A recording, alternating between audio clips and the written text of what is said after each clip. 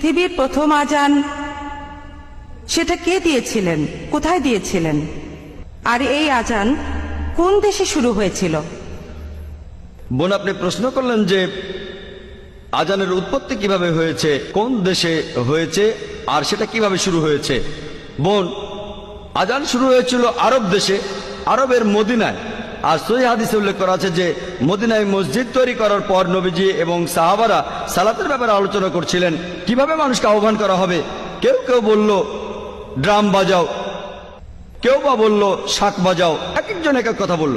হাদিস বলছে তখন একজন লোক, সেই লোক তার স্বপ্নের মধ্যে আজান শুনল।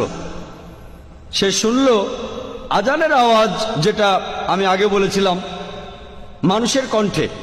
খবরটা তখন নবীজির কাছে পৌঁছে গেল, আর নবীজি বললেন সে যে কথাগুলো শুনেছে সেগুলো শুনতে খুবই ভালো লাগছে, আর সালাতের জন্য মানুষ